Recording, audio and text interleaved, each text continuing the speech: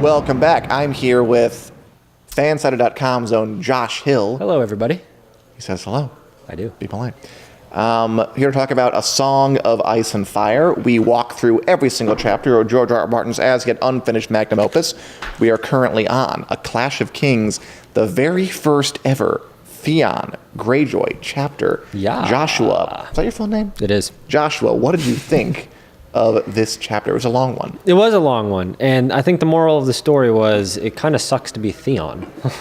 Okay. He is a man who thinks he has everything, and as it turns out, has basically nothing. Here's my thing. A trumped up character. How do you mean trumped up? Trumped in that, both in the literal and the figurative sense, that he's this character who thinks he's far more important than he actually is, and he thinks he's got a lot more coming to him than he actually does. Like Absolutely. He's an important character, but he's not as important as he thinks he is. Totally.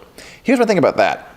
It sucks to be Theon. Mm-hmm. It also sucks to be around Theon. That too. Honest to God, reading this chapter, he's interesting. I love Theon as a character. Theon, the person, kind of sucks. Oh, not kind of, absolutely. Really, quite badly. Mm-hmm. Okay, so this chapter is the first Theon chapter. It's him. Diane asked, we know if there will live stream the premiere tonight. I don't actually know, Diane. Sorry, we'll be on it after I'm done with this. We're live streaming it on Twitter. So. Oh, there you go. On Twitter, Diane. Go to Twitter to see the Game of Thrones live stream premiere red carpet.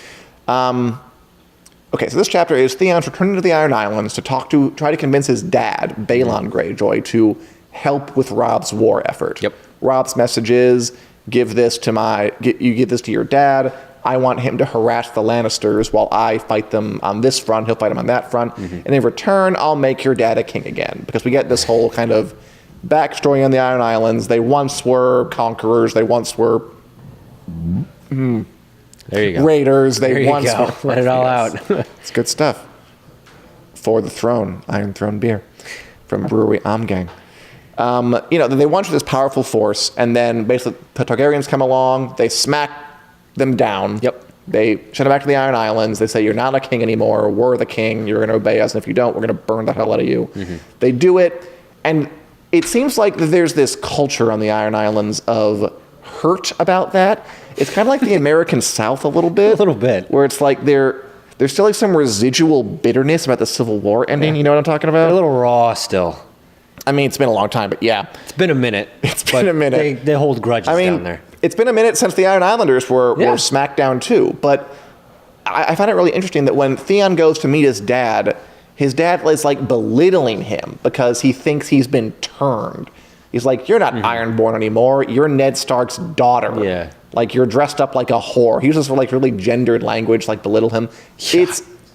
It's a machismo culture. Oh, yeah. It's where we feel inferior because we were smacked down by the Targaryens, so now we're going to, strut around and preen because we need to feel tough because we're, we feel insecure about losing everything back then. It's like Germany in the 1930s. Oh, absolutely. After World War I. I should have gone with that metaphor. That's a lot safer. Well, I liked your metaphor too. It was good.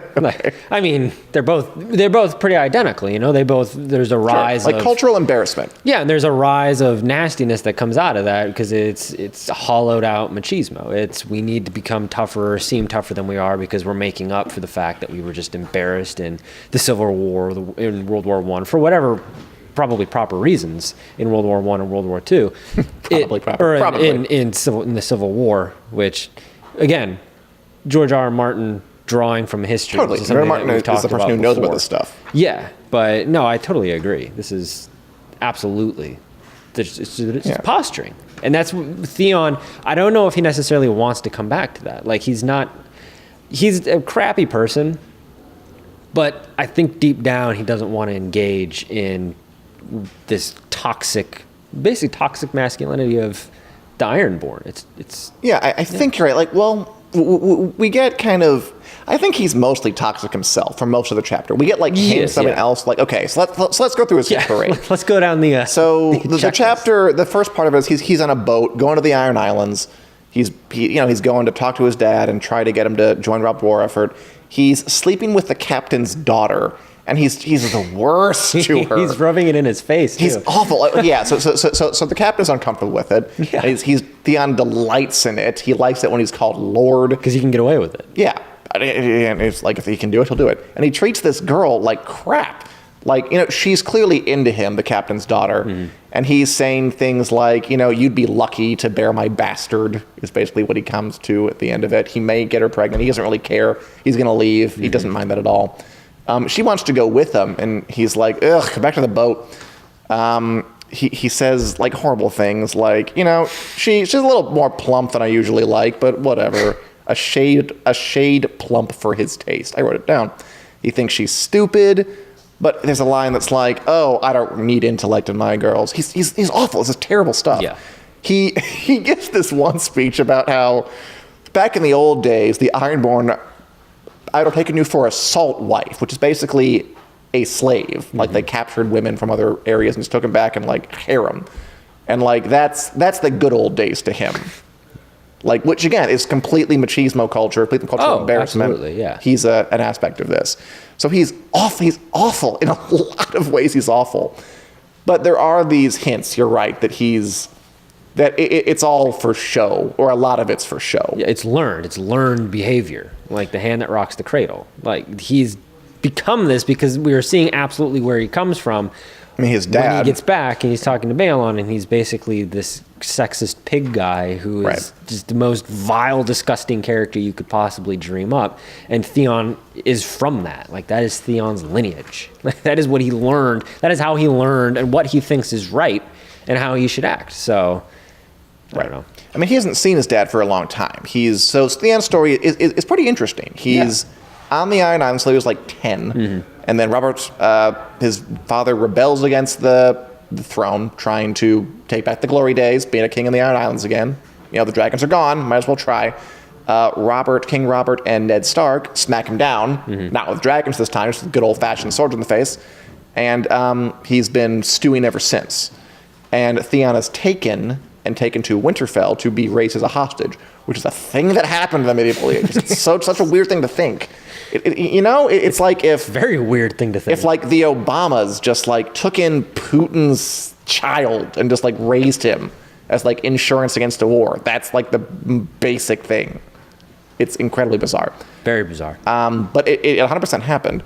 And so he's raised half his life with Ned Stark as kind of a fatherish figure. And Theon talks about, like, he never felt like he was part of the Starks. Mm-hmm. Like, he gets along with Robb. He and Robb are buddies. And there's a line that, like, Ned Stark tried to play the parent once in a while, but at the end of the day, he always knew, like, I don't really belong here. Yeah. Like, a ward in name, a hostage in truth, but no longer. His life was his own again, and nowhere is Stark to be seen. And now, he's going back to his original home, but he doesn't really fit in here anymore either. No. Like, he's a man without a home. A man without a country. There you go. Or a kingdom. A seven kingdom. 7 kingdoms. There's this bit where he sees this bridge he used to run across as a kid, like one of those rickety rope bridges connecting Pike, which is we saw on the show when his Balon dies, falls off one. And he was a kid who used to run across it. Now he's terrified of it. It's like it's terrifying. It's like up 1,000 feet. It's rickety. It's over an ocean. It's like I don't want to. He like has to crawl across it. He doesn't quite fit in here either. No. He wears the wrong clothes to meet his father. Like, they have this whole thing that if you don't steal the jewels you're wearing off the corpse of a guy you killed, you shouldn't be wearing them, which is barbaric. Extreme. And he's just wearing things he just bought with money, and that's the proper way. Yes. And he's shamed for that. Capitalism. Exactly. Hey, I would take capitalism. I mean, any day of the week, really, but I'll take it over this Iron Islands method. I would take a lot over this. You got to kill the guy to get that little flannel shirt you're wearing. Yeah, give me communism over this. Give me anarchy. There's a lot of things. That's essentially anarchy. So the Iron Islands suck. Yes, the iron price, as Nicole points out. It's paying the iron price. The iron price. And there's also this bit about how he makes a friend in the Riverlands. I forget what his name is. Some like son of a lord who's like a Westerosi guy. Okay. But the Westerosi guy's father is like, don't talk to him. He's an Iron Islander. So it's He is a complete jagwagon, but he does have this very hard road to hoe, where he's not really a Stark, he's not really a Greyjoy. People on both sides of the thing distrust him. So he's like, I'm going to be a swaggering jackass, and I'll try that, see if that works for me. And as we know, it doesn't work in the worst way possible. It does not work out at all. But here, so okay, well, that's a question for you. Did you have sympathy for Theon here? Yes, and mostly. I mean, mostly no. I think I'm comparing him to what he is on the show, where he is. Sure, like he becomes where this we know he goes. We know he has a soul at some point. Like, he's not this monstrous character that he comes off as very much so here, where there's very few redeeming qualities to Theon as he is in this chapter. So but I felt bad for him in that I see where he comes from. It's the hand that rocks the cradle thing. He's not I don't think deep down he is as terrible as all of the other Ironborn. Maybe that's my own naivety, wanting him to break out and have this sort of character arc. And again, comparing it to the show, where it's like he actually does have that character arc. We actually have some comments on here about ways. Julie says Theon is a little weasel, which I mean, again, it's good. Text supports it. It's fine. It's good. Jacqueline, Theon's dad, Balon, is a nasty person father. I felt sorry for Theon when he met his dad again. Yeah. Which, again, like, you can see different things here. Karen, books are amazing. It's true. Amy says, Theon's a bit of an anti-hero. You root for him on some levels, but on others, he's awful. Yeah, most levels. It is sympathetic. Going back to, who said the comment about the dad? That was Jacqueline. Jacqueline. To Jacqueline's point, it is kind of like, I feel the sympathy comes from he's kind of doing all of this, both because it's learned behavior, and I feel like also he's like, I want daddy to approve. Yeah, like, he doesn't get his approval. He's doing all those absolutely garbage things, and he still doesn't get his dad's approval. It's not chauvinist enough. Yeah, and that's Balon Greyjoy. That's the other comment about being an anti-hero. That's where the sympathy comes from. It's like, oh man, you're just a piece of trash, and like that's not even good enough. Like, damn, I feel bad for you. Like, you are just the lowest of the. You are going the lowest hanging fruit, as he possibly can. Still not good enough to impress your dad. I mean, at some level, I don't think there's anything he could have done that would have pleased Balon. No, I think he was determined not to kind of hate him. And that's the tragedy. He found something. That's the tragedy of Theon. Literally everything Theon does is not good enough. It sucks. It sucks. Again, I got what I said the first. It sucks. It sucks being Theon, and it sucks being around Theon. It just a bubble sucks of all over suck the place. that is Theon. The character, I think, is really good. Oh, yeah. But just the experience of Theon is just suckitude. And we'll see him try to negotiate this and fail throughout this book. It's going to be rough. Theon is a rough-ass journey, my God. Okay, I mentioned this at the start, but just some language stuff, or just some description stuff. So I'm going to read Martin's description of the island of Pike, or the castle of Pike, the Iron Islands. The shore was all sharp rocks and glowering cliffs, and the castle seemed one with the rest, its towers and walls and bridges quarried from the same gray-black stone, wet by the same salt waves, festooned with the same spreading patches of dark green lichen, speckled by the droppings of the same sea birds.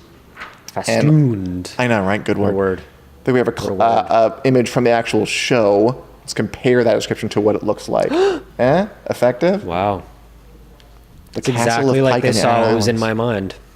Yeah, you just saying that? Is that true? Or maybe I saw it on the show and I was picturing it. So they did see exactly what was in my mind. They did a good job. It's a harsh place, the Iron Islands. And Theon wishes he were a harsher man, but he's not deep inside. Karen says that he is a cocky, wannabe badass, but he learns his lesson that he is a punk, which, yes, he will. Okay, what an exhausting chapter. We also meet really quickly Aaron Greyjoy, his priest uncle, who will have a bigger part in the books than he is in the show. He's in the show like super duper, really freaking briefly, but I don't think he's even named.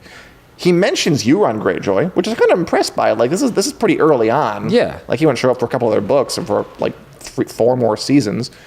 But Theon's thinking about, the fact that he wants to go and get his father's armies to work for Robb. And he basically thinks, Euron's not here. That's probably a good thing. he would disrupt stuff. He doesn't want anything to disrupt, I'm quoting here, his plan, his glory, and in time, his crown. Ooh. Sure, Theon. He thinks the comet is his comet, because of course he does. he's a bit of a preening jackass. Right. I'm like, okay, Theon, whatever. And at the end of it, as you said, nothing goes according to plan. What I like about the chapter is that he's a preening jackass, but George R.R. Martin clearly doesn't see him that way. No. Like, just because he thinks he's, all that and a bag of, Lays, doesn't mean that he's actually not. And the chapter makes it very clear he's not. Yeah. Like, he's disrespected at every single turn. His conception of himself is really at odds with how other people see him, which, again, is interesting writing. Because, there are characters in fiction who are just straight preening badasses. Yeah. And the world treats them like that, and they're never interesting. So, but I'm perfectly okay with a preening badass who thinks he's great, but is actually like a total punk. Oh, yeah. As somebody said. I forget. Everybody's talking here. Oh, Karen said. And finally, at the end of the chapter, talking to Lord Balon, he wants him to attack Casterly Rock or Lannisport. Lord Balon's like, nah, I'm not going to do that. Balon hungers for a different plum, not so juicy sweet to be sure, yet it hangs there ripe and undefended. What's Balon Greyjoy talking about? What does he want to do? What does Balon Greyjoy want to do? You tell me. Okay, What is I your will. interpretation of this? Well, I mean, I'm not interpreting it. We know As what literal happens. as it is. Balon, so Theon goes to get Balon to help Robb in his war against the Lannisters. Balon's like, wait, Robb Stark left the North? Let's attack the North! That's a great idea. So, again, we're going to see Theon be torn here. Yep. He likes Robb. I mean, he was raised by the Starks. Well, he was raised by both families, I guess. Mm-hmm. And now He also wanted to lead an army here. So, this is totally. he's getting poo-pooed again. Where it's like, this is my master plan. And it's like, actually, let's yeah. go take Winterfell. And he's Let's like, take Winterfell, dude." dang it. As we know, I'm not sure if you remember from the show, but yeah, I mean, Theon will go on to take Winterfell. Yeah. And then fail at it horribly. Ooh, just in the worst possible way. But he does. So that's balanced. So now Theon's going to be torn further. Mm-hmm. Like, he's literally torn. Like, his adoptive brother doesn't want him to invade the North, and his actual father does. What will he do? Make the wrong choice. Obviously, we already know that. Of course he makes the wrong He choice. makes the wrong choice. Okay. Anything else you want? And Julie Davis says that Alfie Allen did a great job. He really did. He did. He really Alfie did. Allen is like the unsung hero of that show. Yeah. Like, he kills every scene he's in. He never quite broke out in the way that, like, Kit Harington or Emilia Clarke did, but he's really, really strong. He was in Cody Banks too, though. Great. He was also in John That was Wick. before Game of Thrones, though. Good. So that's his breakout. Emilia Clarke was in a Star Wars movie. Cody Banks goes to London. He was in he was the villain in John Wick. He was briefly. Right? He wasn't the main villain. He I gets guess killed not. very early on, doesn't he? He was a punk. Yeah. He's a punk in John Wick. Yeah, he gets killed pretty quick. Yeah. Well. But he's in it. Good for you, Alfie Allen. Yeah. And any other thoughts on this, John? No. Josh? I don't. Great. You call me John on like a very consistent basis too. Do I really? I mean, the segment's called "Song of Dan and Josh." In my we defense, can change it. come on, this I puddle can go is to the empty. courthouse and change it if it makes it easier. It's not quite There you empty. go. Now it's empty. Oh my god. Oh my god. That's a lot. Okay, I can't drink all of that. Oh no. Oh no. Oh no. Oh no. All right. Oh no. Well, on that note, Night, everybody. Dan's got something to. I thought there was less in there. Oh, well, you guessed wrong. Thanks for watching, everybody. We'll be back next week with more Song Ice and Fire discussion, more Game of Thrones news, more genre fiction elucidation, and before we know it, we'll be watching the final season of Game of Thrones. Yeah. Adios, everyone.